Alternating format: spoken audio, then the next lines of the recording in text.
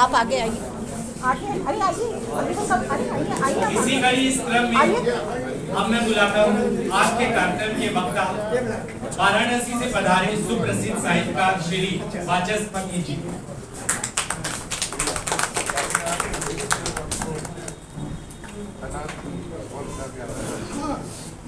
आइए स्वागत करते हैं आज के दूसरे वक्ता अयोध्या से पधारे सुप्रसिद्ध कवि श्री स्वप्निल श्रीवास्तव जी।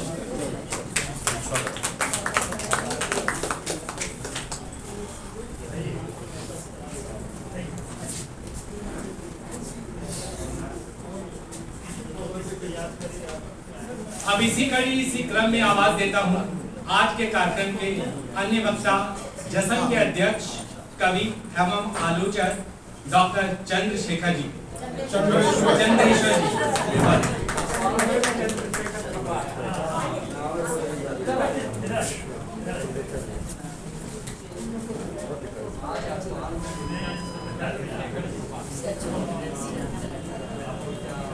अब मैं जसन के कार्यकारी अध्यक्ष कवि एवं आलोचक और आज के कार्यक्रम के बीच वक्ता श्री कौशल किशोर जी को निवेदन करूंगा कि वो आए और स्थान ग्रहण करें।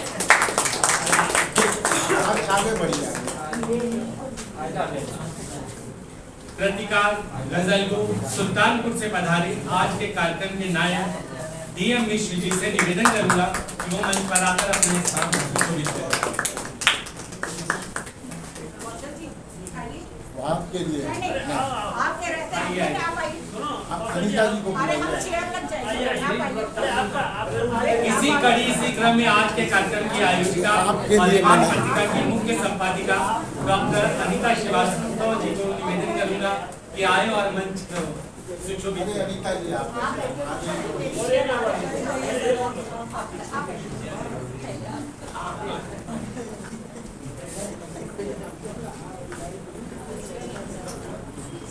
आप कार्यक्रम जैसा कि जानते हैं सभी साहित्यकारों ने मंच पर स्थान ले लिया है। अब कार्यक्रम की शुरुआत करने के लिए मैं आवाज दूंगा डॉक्टर अनीता श्रीवास्तव जी को, जो आज के कार्यक्रम की आयोजिका भी है। वो कार्यक्रम पर अपने कुछ शब्द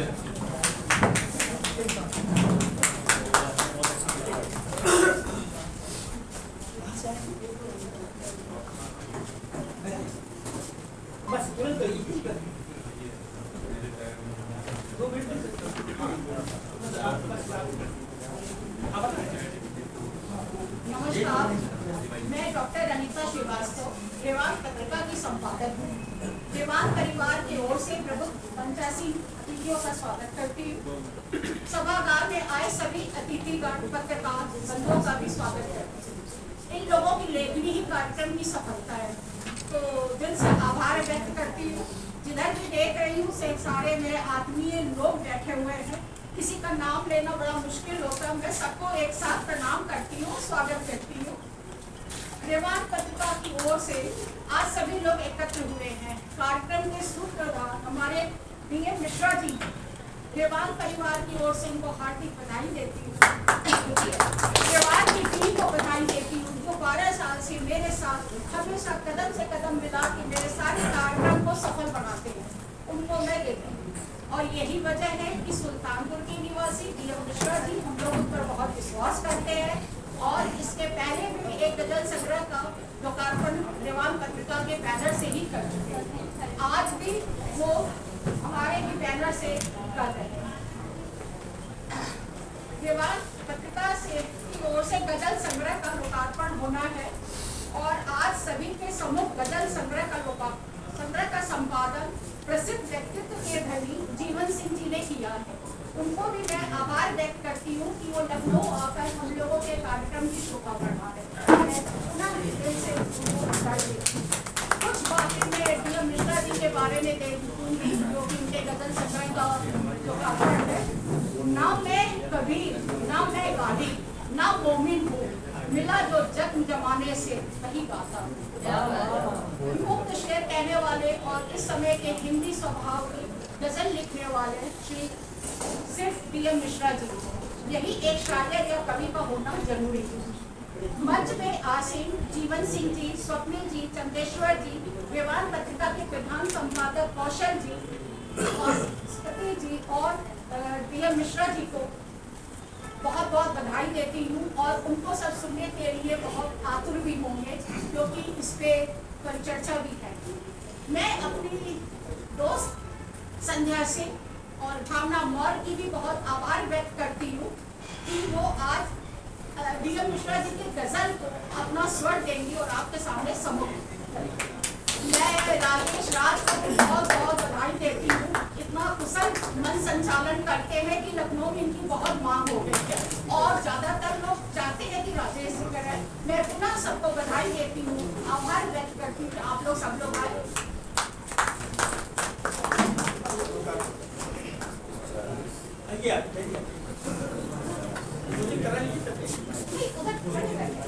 अच्छा, आइए अब आज की पुस्तक का विमोचन करते हैं।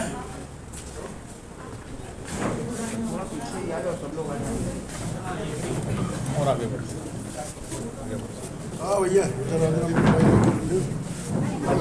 उसको उधर लगवा देखिए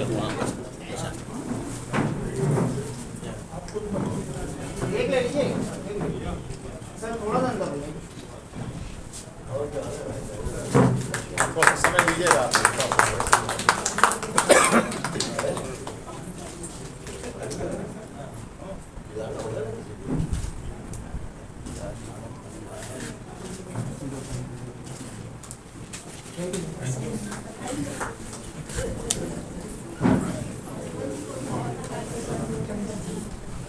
डीएम मिश्र को बहुत बहुत बधाई देते हैं हम लोग।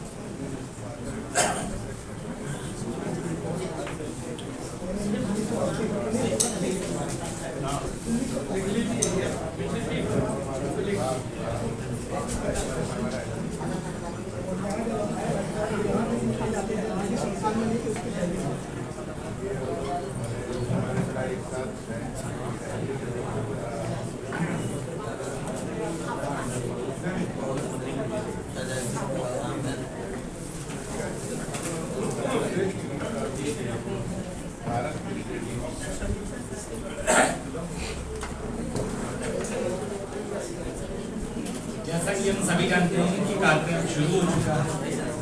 आइए कार्यक्रम को आगे बढ़ाते हैं और सुनते हैं शब्दों को भावों के साथ खो देने वाली बेहतरीन आवाज सुश्री संध्या सिंह जी की आवाज में सुनते हैं डीएम मिश्र जी की एक प्यारी सी गजल।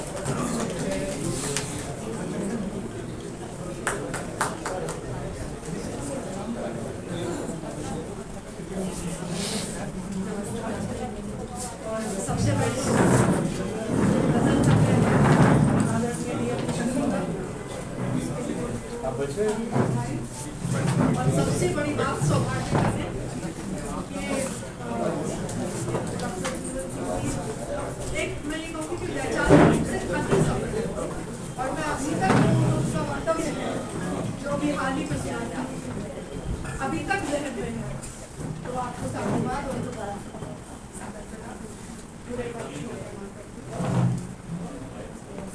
जहाँ तक आवाज की बात है, बात सीधी तहत में है, जो कि का गजल है जो दुष्यंत की परंपरा के गजलकार हैं और उसी तरह से एक जो हमारे समाज की संगतियाँ हैं हम लोग बड़े बेबाकी से समझते रहते हैं गजल का मतलब खबर को नहीं जो दिखाई गई माइक नहीं ठीक से काम कर रहा है जो माइक ठीक कर रहे हैं। खबर वो नहीं अभी है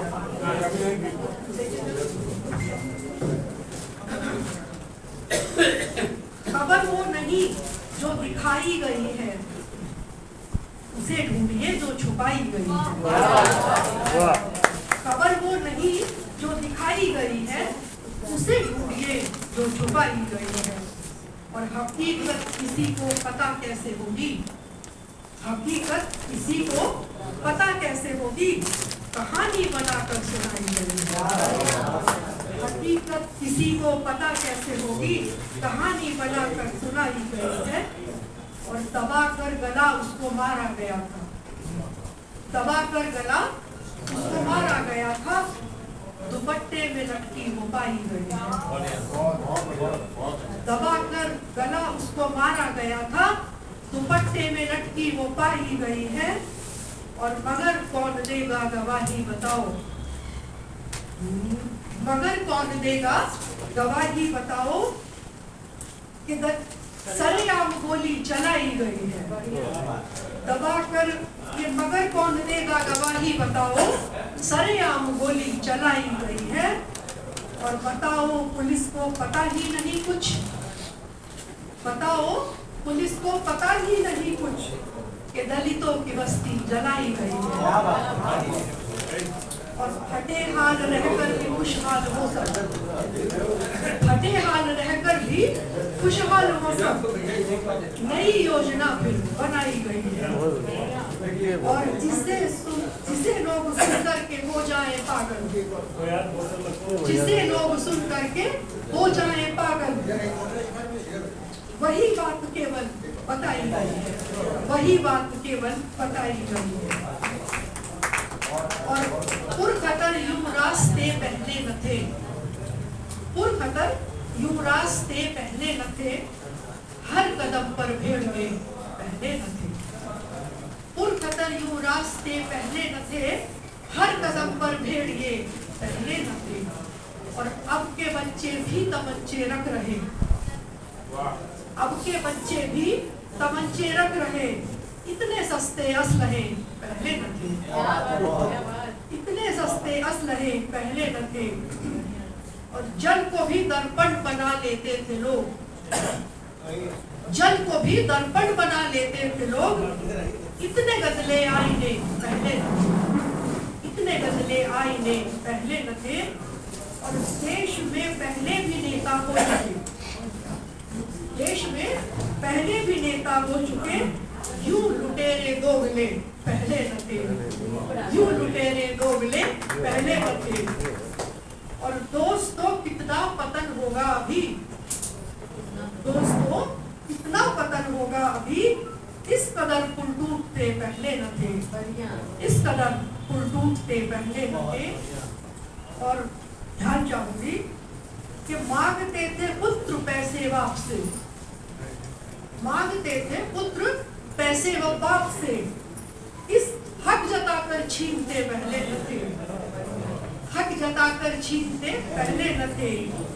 और हासिल शेर कहूंगी मैं इसको कि जब से छूटी नौकरी ये हाल है, जब से छूटी नौकरी ये हाल है, यूं सनम तुम रूठते पहले न थे, यूं सनम तुम रूठते पहले न थे।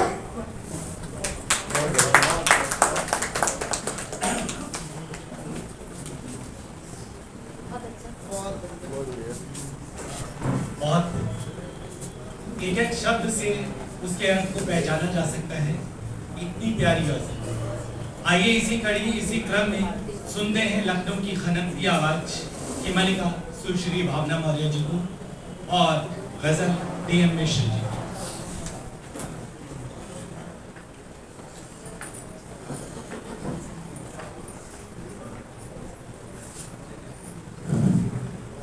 माँ सरस्वती का वंदन करती हूँ और मंच पर उपस्थित सभी बुजुर्गों को मैं सादर प्रणाम करती हूँ। और आदरणीय DM मिश्र जी को मैं हृदय से बधाई देती हूँ कि इतनी अच्छी गजलों का एक संग्रह हुआ हमारे बीच में है। और उसी संग्रह की एक गजल मैं तरफ में आप सबके सामने देखिएगा, बता झोपड़ी में हो या हवेली में, झोपड़ी में हो या हवेली में,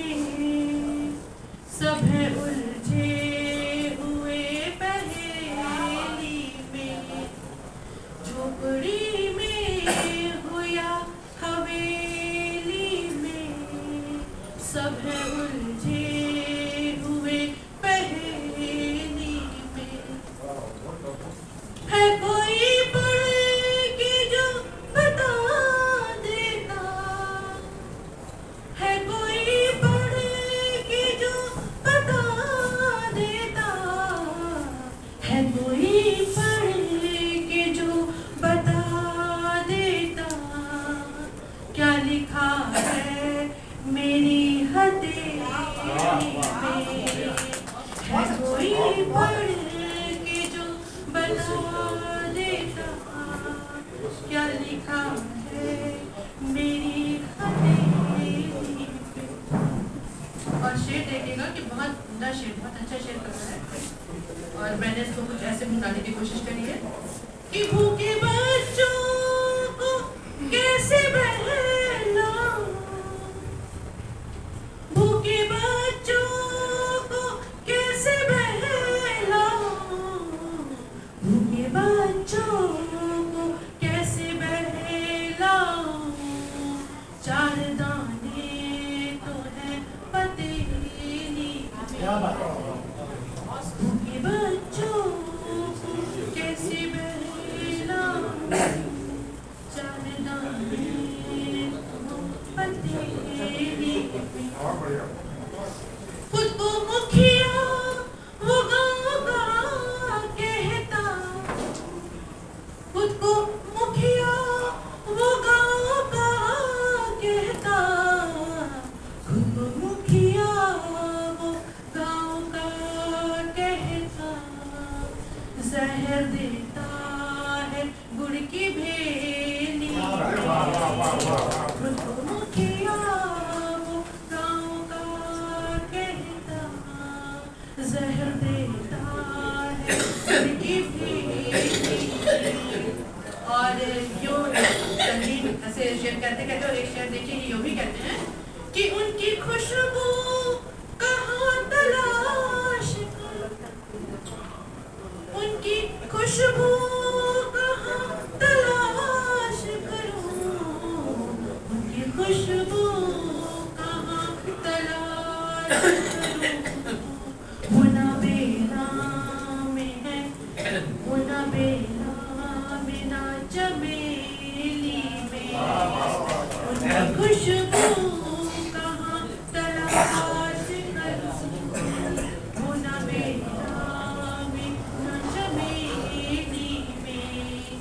और आखिरी से जिंदगी के हवाले से कि जिंदगी की किताब पढ़ न सकूं, जिंदगी की किताब पढ़ न सका, जिंदगी की किताब पढ़ न सका। कट गई उम्र ही अटखेली में, जिंदगी की किताब पढ़ न सका। झुमरे में हो या हवेली में, सबसे मुझे किसी पहले में। बहुत शुक्रिया।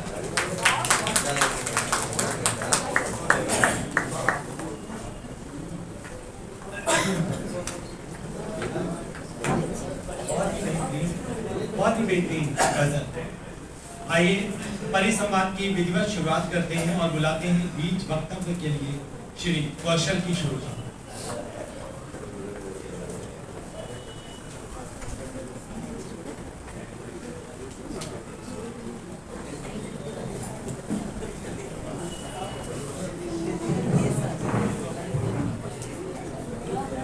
सम्मानित मंच और सभागार में उपस्थित साथियों, यह हम लोगों के लिए खुशी की बात है कि सुल्तानपुर से आए DM मिश्र जी की उनके 2 गजल संग्रह का यहाँ पर विमोचन हुआ। एक इनका गजल संग्रह है चयनित गजलें, और इसमें आपकी 104 गजलें हैं और वे गजलें नई गजलें। इसकी भूमिका जनवादी गीतकार नचिकेता ने लिखी है। दूसरा जो संग्रह है वो दरअसल संचयन है। आपके जो 6 संग्रह रहे हैं गजलों के, उसमें से 156 गजलों का चयन डॉक्टर जीवन सिंह जी ने किया है और यह हम लोगों के बीच में है।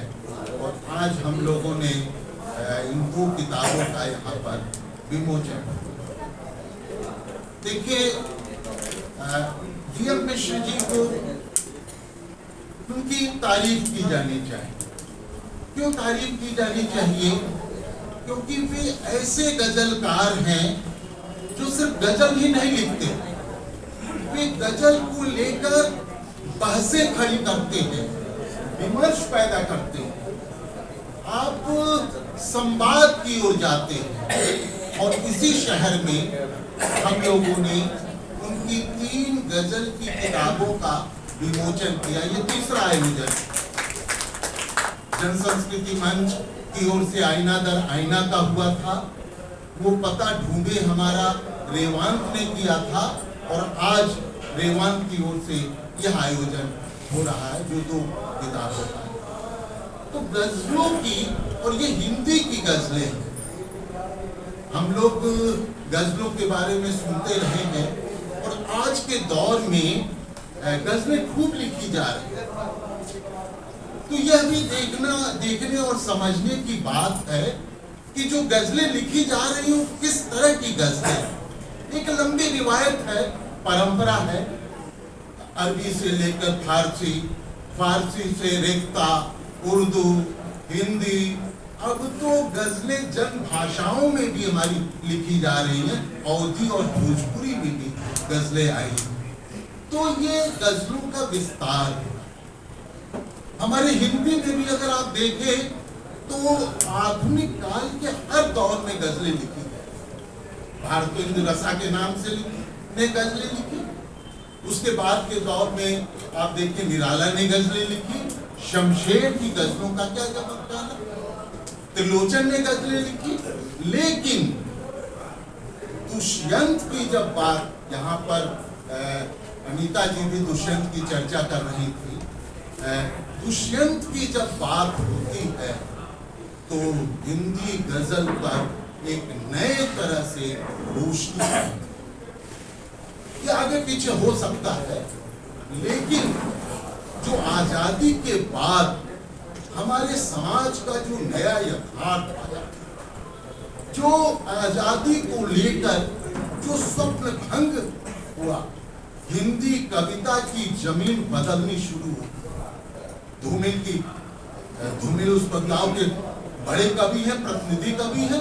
धूमिल कहते हैं ना, 20 साल बाद मैं अपने आप से सवाल पूछता हूँ, क्या आजादी 3 थके रंगों का नाम है? क्या इसका 3 थके रंगों का नाम है, इसका कोई खास मतलब होता है? मतलब वो आजादी को लेकर वो एक सवाल पैदा करते हैं। दुष्यंत उसके कुछ बात ये आगे पीछे हो सकता है, लेकिन दुष्यंत आते कहाँ तो तय था चरागा हरे घर के, कहाँ चरा मयस्सर शहर के लिए। तो दुष्यंत के यहाँ एक नया तेवर, एक आलोचना का स्वर दिखाई देता है, जो बाद के दिनों में एक प्रतिरोध में चीजें बदलती है, व्यवस्था विरोध में बदलती है। कहते हैं ना,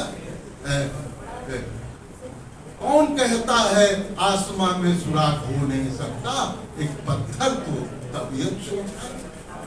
और अदम तक आते आते गजलों का एक बगावती तेवर, जो हमारे समय का क्रूर और भयावह यथार्थ हमारे समय में आता है, उसका दर्शन हम काजू भुने प्लेट में, विस्की गिलास में उतरा है रामराज विधायक निवास में।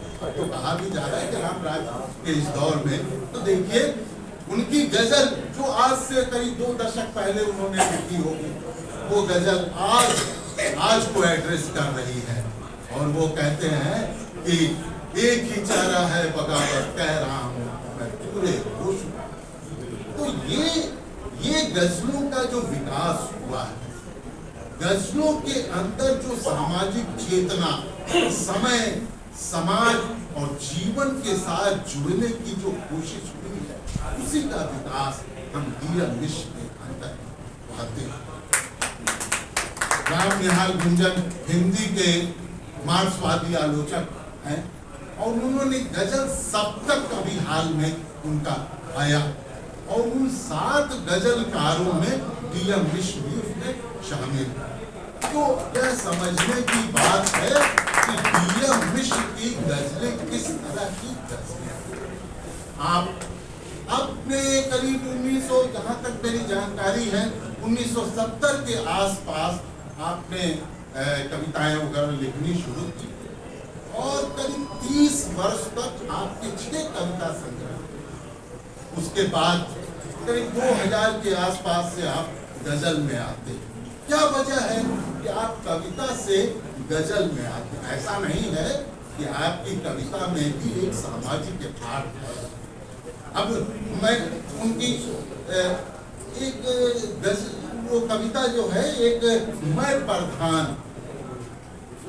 प्रधान इनकी एक कविता है, दूसरी वर्ष की कविता है, जिसमें कहते हैं कि मैं सूखे जंगल का मधुबन, तेरा 30 का लटका जोबन, मिट्टी एक अलग मकान, तू भिखमंगा दर दर भटके, ढूंढे चावल दाल किसान, मेरी जेब में है। तो प्रधान यहाँ पहुंच जाता है जब वह यह साहस करने लगता है कि मेरी जेब में हिंदुस्तान। तो अब गजल में जब ये आते हैं तो कहते हैं कि वो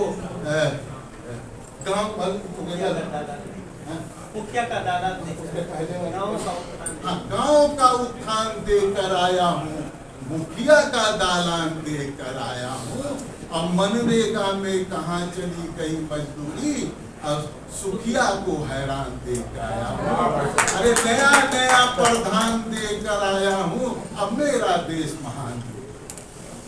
तो आप अब क्या वजह है कि यह कविता तो नहीं आगे बढ़ पाती है, अपने पाठकों से संवाद नहीं कर पाती, लेकिन आपकी गजल संवाद करती। कहीं न कहीं मुझे लगता है आपके अंदर जो एक संवादधर्मिता है, बतियाने का जो अंदाज है, लोगों के बीच जाने की जो कोशिश है, यही कारण है आप कविता से गजल की तरफ आए। देखिए, हर कवि की अपनी माटी, अपनी जमीन, उसका लोकेल होता है, गोल होता है। जैसे अदम को देखिए, तो अदम में गोंडा का जो वो सामंती प्रभु का जो पूरा दबदबा, जहां से कविता निकलती है, चमारों की गली जैसी कविता सामने, और उनका जो, तो उसी तरह से आपकी कविता में भी, आपकी गजलों में भी एक लोकेल है, एक लोक जीवन और उसका सौंदर्य।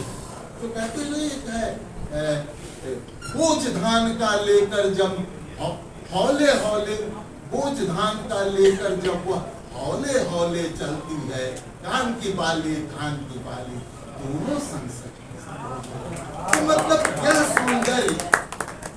यह सौंदर्य भाषा, अलंकार, उक्ति वैचित्र से पैदा हुआ, चमत्कार पैदा करने वाला सौंदर्य नहीं। यह सौंदर्य हमारे लोक जीवन का, और इस सौंदर्य को प्रतिरोध के कैसे खूबसूरत बिंब आपकी गजलों में आती है कि पेड़ फूल तोड़ा गया, टहनियां चुप रही, पेड़ काटा गया, बस इसी बात। मतलब फूल तोड़ दिए, मतलब अगर जुल्म हुआ, आपने प्रतिकार नहीं किया, तो जुल्म करने वालों आतताइयों का साहस उत्साह बढ़ेगा और आप और अधिक जुल्म के लिए उसको सहने के लिए तैयार। तो ये प्रतिकार की गजलें आप लिखते हैं। और ऐसे दौर में जब ये हम लोग अमृत आजादी का अमृत महोत्सव तो ये अमृत भी को भी सवाल के कटघरे में खड़ा करते हैं कि अमृत किसका है, ये क्या किसके लिए अमृत है?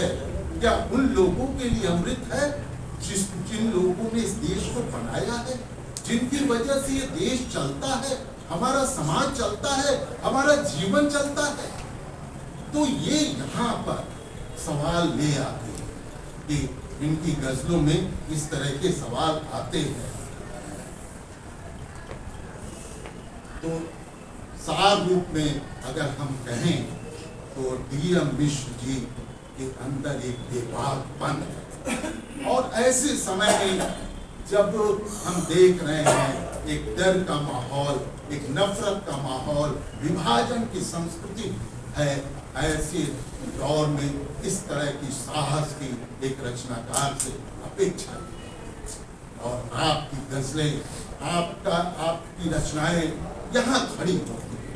देखिए इनकी अपनी गजल में कह रहे हैं कि चिनगारियों की सुर्ख डगर देख रहा हूँ, आग का दरिया है जिधर देख रहा हूँ, अरे परचम उठा लिया है मैंने इनकलाब का, मुझ पर गड़ी है उसकी नजर देखी। आप जानते ही हैं कि किसकी नजर गड़ रही है। आज अगर सच भी बोलते हैं तो आपके साथ क्या सबूत हो सकता है, हो रहा है। ये सब चीजें आपकी गजलों में आ रही है कि जुल्म के इस दौर में बोलेगा कौन, जुल्म के इस दौर में बोलेगा कौन, बढ़ रहा आतंक है रोकेगा कौन, अरे डर गए हम भी हुकूमत से अगर तो इनकलाबी शायरी लिखेगा। तो जब एक शायर, एक कवि, एक गजलकार जब इस तरह का सवाल करता है कि लिखेगा कौन, तो यह सवाल सिर्फ अपने से नहीं होता, वह सवाल समाज से, लोगों से होता है। वह उससे भी सवाल है करता है कि लिखेगा कौन, मतलब लिखना बहुत जरूरी है, बोलना बहुत जरूरी है। और ऐसे ही साहस के और बेबाकपन के, प्रतिरोध के, प्रेम के, लोक जीवन के सौंदर्य के कवि की 2 किताबों का आज विमोचन हुआ। मैं अपनी ओर से और उन्हें साधुवाद देता हूँ और उन्हें बधाई देता हूँ।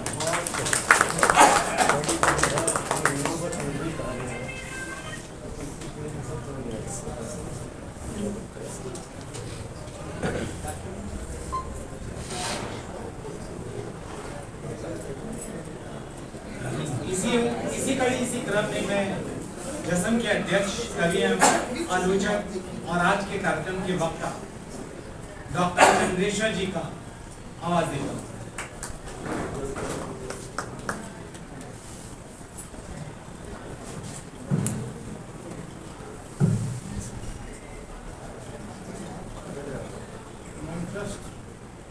हिंदी के जाने माने पर आलोचक राजस्थान के अलवर शहर से आए हुए लखनऊ में डॉक्टर जीवन सिंह, वाराणसी से आए हुए हिंदी के जाने माने विद्वान वाचस्पति। हम लोग जब बीए में पढ़ते थे तो बराबर नागार्जुन की कविताओं के साथ पता पढ़ा करते थे। शहरी था गढ़वा जहाँ वाचस्पति रहते थे पहले, तो हिंदी के जनकवि नागार्जुन से उनका बड़ा पारिवारिक और गहरा संबंध रहा है। तो आप भी हमारे बीच में हैं और आपको मैं हिंदी साहित्य का चलता चलता शब्दकोश और इतिहास मानूंगा। आप हमारे बीच में हैं। हिंदी के जाने माने कवि, लेखक जो फैजाबाद से आए हुए हैं, कई कृतियों के लेखक, कवि, हम जो लगातार सोशल मीडिया में भी सक्रिय हैं, इसे पढ़ते रहते हैं। जितनी अच्छी कविताएं लिखते हैं, सादगी से भरी हुई, इतना ही अच्छा मार्मिक गद्य भी लिखते हैं। स्वप्निल जी और हमारे मंच के रवीश के कार्यकारी अध्यक्ष कवि और लेखक कौशल किशोर जी और आप सब लेखक कलाकार हमारे बीच में जो भी है सब सम्मानित हैं, सब बड़े लेखक हैं। मैं सबका स्वागत करता हूँ और उसके बाद मैं DM मिश्र जिनका पूरा नाम है इंदुलाल मिश्र, जो कुछ दिनों तक गणित के प्रोफेसर भी रहे, बाद में जिन्होंने बैंक में सेवा दी एक अधिकारी के रूप में, और अब आप सुल्तानपुर में रहते हैं, जो कई मशहूर शायरों का शहर भी है, लेखकों का भी। पहली बार 2012 में सुल्तानपुर में आपकी दूसरी गजल की किताब का लोकार्पण हुआ था, जिसमें आपने लखनऊ से 3 लोगों को आमंत्रित किया था। सुभाष राय जो जनसंदेश टाइम्स के प्रधान संपादक हैं, कवि और लेखक हैं, मूर्ति और मैं मेरी कोई जान पहचान नहीं थी, और सिर्फ लेखन के आधार पर किसी ने हमसे संपर्क किया और बुलाया। उन दिनों मैं बताना चाहूँगा कि आप कविताएं भी लिखते थे, जो हिंदी की समकालीन कविता है उससे आपकी शुरुआत हुई है। आपने गीत और नवगीत भी लिखे हैं, गजल बात में लिखना आपने शुरू किया।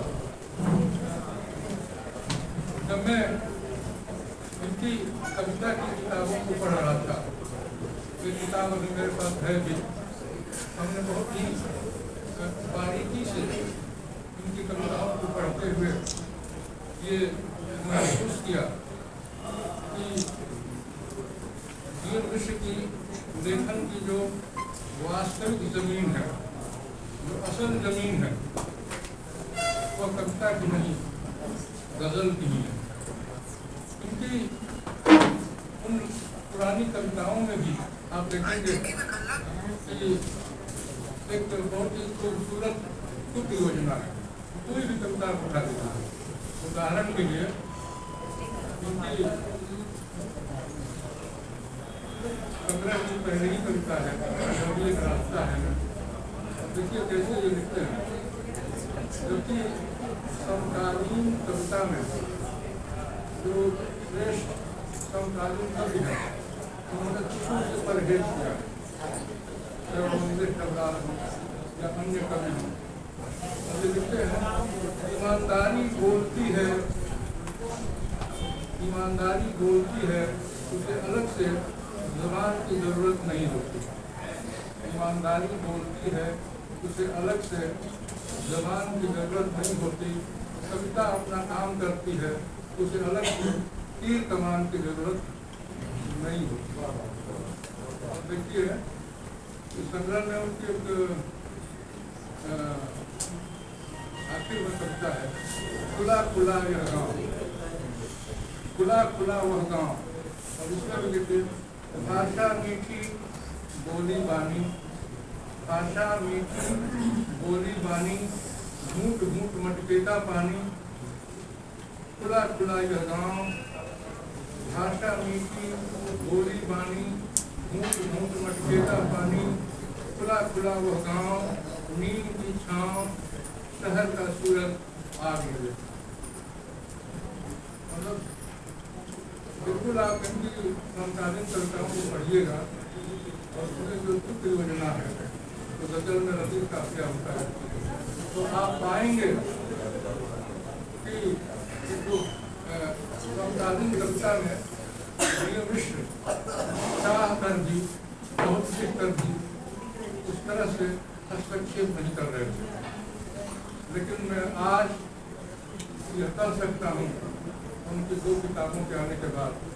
एक किताब जिसको जीवन सिंह ने संपादित किया है, गजल संचयन, जो शिल्पायन से प्रकाशित हुआ है दिल्ली से, जिनमें उनकी चुनी हुई 156 गजलें हैं और एक बड़ी लंबी भूमिका है। मैं तो कहना चाहूँगा, कोई अतिरेक नहीं है कि अगर जिस तरह से हिंदी साहित्य के इतिहास में रामचंद्र शुक्ल ने लंबा निबंध लिखा है गोस्वामी तुलसीदास के नाम से, प्रबंधात्मक निबंध, उसी तरह से फूल पर और कबीर पर भी,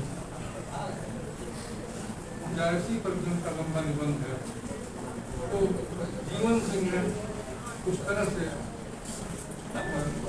भूमिका के माध्यम से वीर मिश्र की गजलों की खूबियों और कमजोरियों को प्रकाश डालते हुए एक लंबा प्रबंधात्मक निबंध लिखा, जिनको पढ़ करके वीर मिश्र को पूरी समग्रता में जाना जा सकता है। और जो चयनित गजल उनकी है, वर्ल्ड पब्लिकेशन से आया है, उसमें 104 गजल है, यानी दोनों में 260 गजल है। इनकी ज़्यादा लंबी बात नहीं करूँगा, नए ढंग से कुछ बात कहना चाहता हूँ। जब मैं दोनों किताबों की गजलों को पढ़ रहा था, उसका पाठ कर रहा था, तो हमने ये देखने की कोशिश की कि इन गजलों को जो कह रहा है, इनको जो सुना रहा है, लिख रहा है, उसमें उनमें उनको ढूंढा जाए। 260 गजलों को पढ़ते हुए इनसे निकल भी अन्य कई पत्रिकाओं में उनकी गजलों को पढ़ते हुए लगातार हमने ये कोशिश की कि मैं देखूँ इनको लिखने वाला जो शख्स है वो कैसा है, उसकी शख्सियत कैसी है, इन गजलों को कहने वाला, लिखने वाला एक ऐसा शख्स है, एक ऐसी शख्सियत है जो बहुत ही नेक दिल है, जिसके पास आज के दौर में भी ईमान बचा हुआ है और जो आम आदमी की चिंताओं से बहुत ही फिक्रमंद है।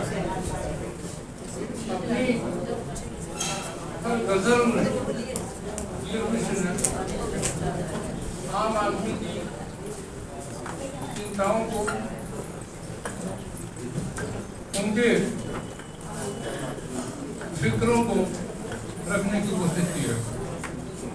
और जो वीर मिश्र समकालीन कविता में गांव की बहुत सुंदर छवि पेश कर रहे थे, वही आज अपनी गजलों में उस गांव के यथार्थ को पीढ़ करके रख रहे हैं। गांव का उत्थान देखकर आया हूँ, अभी औसत ने कोट किया, गांव का उत्थान देखकर आया हूँ, मुखिया की दालान देखकर आया हूँ। यानी कि इस तरह से हमारी डेमोक्रेसी में लूट और झूठ का कारोबार फला खुला है लगातार। तो मिश्र जी ने एक आम आदमी की, एक गांव में रहने वाले, शहर में रहने वाले आम आदमी की जो भी चिंताएं हो सकती हैं, उसकी भूख, उसकी बेबसी, उसकी लाचारी, युवा वर्ग की बेरोजगारी, महंगाई, किसानों के आंदोलन, सारी चीजों को इन्होंने अपनी गजलों का विषय वस्तु बनाया है। और शुरू में ही जीवन सिंह जी ने वोट दिया है इनकी गजल के प्रमुखी को। इसमें जो कहते हैं कि न कबीर, न गालिब, न मीर, न मोमिन, जो जमाने का जख्म है वही करता। दूसरी बात थी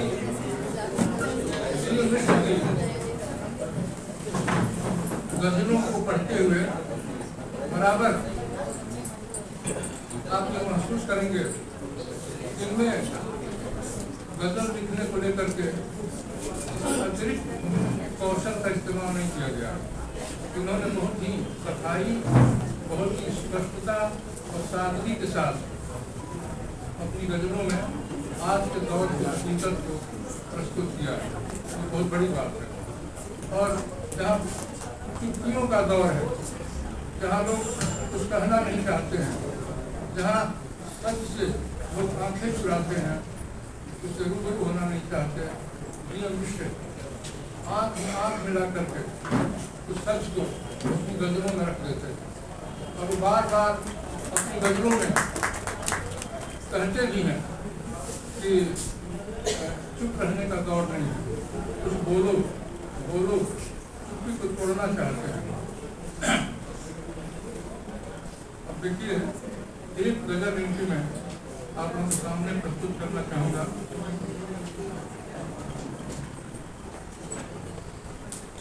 ये आज के हमारे दौर की साहित्य सम्राट की भी हकीकत है। वो कहते हैं कि गजल गाना दरबारी सबके बस की बात नहीं। गजल गाना दरबारी सबके बस की बात नहीं, पुरस्कार पाना सरकारी सबके बस की बात।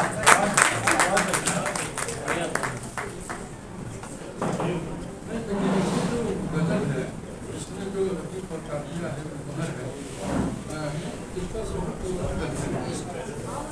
अभी मैं इस्तेमाल गया हुआ था, एक जयंती थी कार्यक्रम जिसमें हमको बोलना था। वहाँ शहर के सबसे मशहूर शायर आए हुए थे, कमर कुमारी साहब। उन्होंने भी इसी तर्ज पर कहा कि बस की बात नहीं, इस अंदाज में उन्होंने भी गजल लिखी। और मैं जहाँ पढ़ाता था पहले बलरामपुर में उनके कॉलेज में, वहाँ भी उसके शायरों का शहर है, तो शायर है वहाँ तजम्मुल हुसैन, उन्होंने भी वहाँ पर गजल लिखी। तो उर्दू की ये परंपरा रही है, ये कई बहर नदी काफिया को लेकर के बहुत सारे लोगों ने लिखने की कोशिश की। लेकिन आप देखिए कि इंग्लिश में जब लिखते हैं तो उनमें कितना फ्लो है। कहते हैं गीत गजल गाना दरबारी सबके बस की बात नहीं, पुरस्कार पाना सरकारी सबके बस की बात नहीं। दिन को रात बताना पड़ता, रात को कहना पड़ता दिन, बोझ उठाना कितना भारी सबके बस की बात नहीं। मुख्यमंत्री के चरणों में देखा है कभी तो गिरते, मुख्यमंत्री के चरणों में देखा है कभी तो गिरते, चाट उतारता हो मक्कारी सबके बस की बात। बलकर वस्त्र पहनकर कोई बगुला भक्त नहीं बनता, बलकर वस्त्र पहनकर कोई बगुला भक्त नहीं बनता, सचमुच बनना धर्माचारी सबके बस की बात। पानी जैसे दिखते रहना, पानी जैसे दिखते रहना, आरी जैसे चल जाना, बन जाना तलवार बुधारी सबके बस की बात। चील बाज की तरह उड़े फिर रंग बदल से गिरगिटता, इतना हो चालाक शिकारी सबके बस की बात नहीं। तुमने कहाँ से सीखा भाई लोगों का हक खा जाना, अपनों से करना गद्दारी सबके बस की बात नहीं। 60 गजलें मैंने पढ़ी है और मैं कह सकता हूँ कि हर गजल इसी टक्कर की। और एक और बात, अभी जिंदल को पढ़ रहा था तो हमसे एक संपादक ने लेख मांगा, इंटर पर एक छोटा सा लेख लिखा हमने। तो हमने कहा कि दिनकर की कविता की सबसे बड़ी ताकत है कविता, जैसे लगता है कि झरने उनके पानी का प्रवाह, मतलब एक के बाद एक शब्द चले आते हैं, आप सामने वाला बोल देंगे उसके बाद क्या होगा। और विश्व की गजलों को पढ़ते हुए आप महसूस करेंगे कि इनमें वही प्रवाह है, वही फ्लो है, एक के बाद एक शब्द चले आते हैं।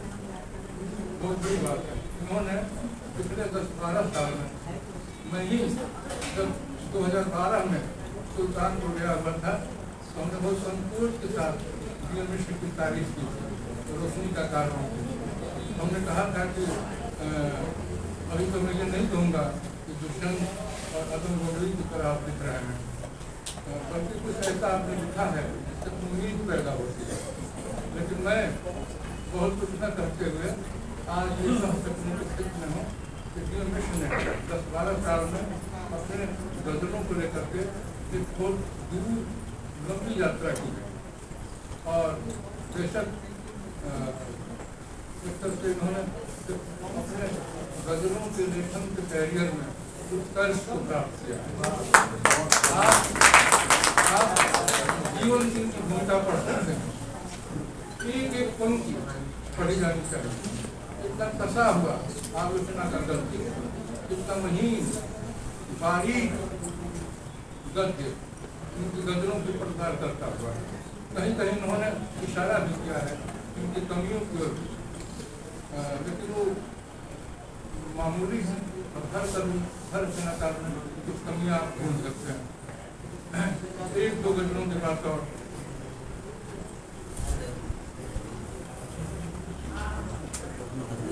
देखिए, वो लिखते हैं अब ये गजलें मिजाज बदलेंगे,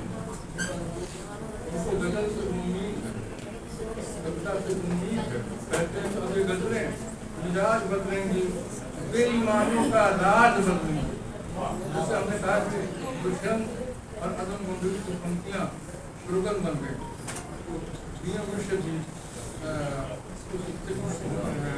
जहाँ उसकी गजल की पंक्तियों को नारा बना सकते हैं, दूर तक प्यार का स्वर गूंजेगा, गजलें रस्मों रिवाज बदलेंगी, जिसमें इंसानियत की बात न हो, गजलें ऐसा समाज बदलेंगी। दीन दुखियों का वक्त आएगा, दीन दुखियों का वक्त आएगा, गजलें बंदा नवाज बदलेंगी। खूब दरबार कर चुकी गजलें, खूब दरबार कर चुकी गजलें, अब यही तख्तो ताज बदलेंगी। अंत में एक और बात भी कहना चाहता हूँ कि हमारे गुरु और हिंदी के बड़े आलोचक मैनेजर पांडे हाल ही में स्वर्गवास हुआ है, निधन हुआ है, तो एक बार मैंने उनसे पूछा कि हिंदी में कहानी पर बहुत लिखी जाती है आलोचना, समकालीन कविता पर और अधिक आलोचना लिखी जाती है, कुछ उपन्यास पर भी, लेकिन गजलों पर, व्यंग्य पर सबसे कम आलोचना क्यों लिखी जाती है? तो उन्होंने कहा था कि हिंदी में व्यंग्य लिखने वालों की तादाद सबसे ज्यादा, उसी तरह से कह सकते हो कि गजल लिखने वालों की भी तादाद बहुत ज्यादा है। लेकिन मैं कह सकता हूँ उस भीड़ में भी, गजलकारों की उस भीड़ में भी हिंदी में अलग से पहचाने जा रहे हैं। उनको भविष्य के लिए बहुत सारी शुभकामनाओं के साथ बहुत बहुत बधाई देता हूँ। धन्यवाद, शुक्रिया।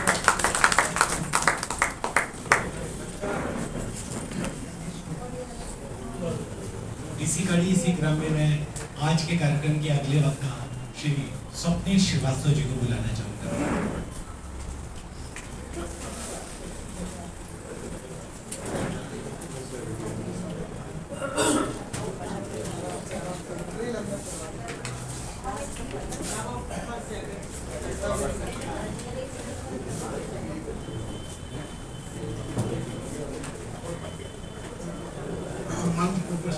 मेरे प्रिय आलोचक जीवन सिंह जी, मेरे पुराने मित्र वाचस्पति जी, कौशल किशोर जी, अनिता जी, चंद्रशेखर चंद्रशेखर जी, और सबसे बड़ी घटना अगर हम याद करें, सबसे बड़ी घटना जो के जीवन में हुई वो ये है कि उनके गजलों का चयन जो जीवन सिंह जी ने किया,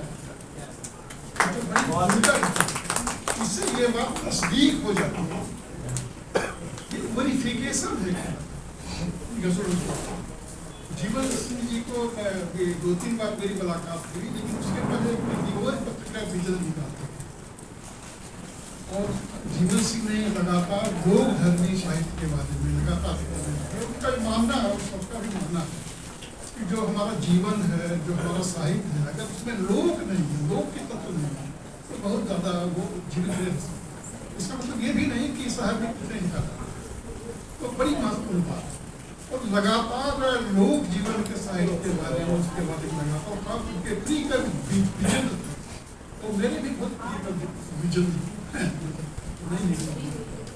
जब मैं लिखना शुरू किया तो मुझे बहुत सारे संदेह थे, क्योंकि मैं गांव से आया हुआ, तो बहुत सारे बिंब गांव के थे, लोग जीवन के, मुझे बहुत पता सा लगता था कि क्या ये कविता में इनकी आमद हो सकती है, जरूरी है। तो बहुत सारे सवाल थे। उन दिनों में मथुरा में पोर्ट्रेट था और जीवन सिंह का विजेंद्र जी भरत में पोर्ट्रेट था, तो मैं बहुत सारे सवालों से गिरा। तो शुरू से जो आप लिखते हैं तो ये सारे सवाल हमारे सामने रहते हैं। तो मैं उनके पास गया तो उन्होंने ये कहा कि मैंने कहा कि इस तरह की समस्या मेरे सामने है, मैं इससे कैसे निजात करूँ। उसने कहा देखो तो आप बड़ी महत्वपूर्ण थी। उन्होंने कहा कि किसी मछुआरे के जीवन को लिखना चाहता है, जीवन के बारे में लिखना चाहता है।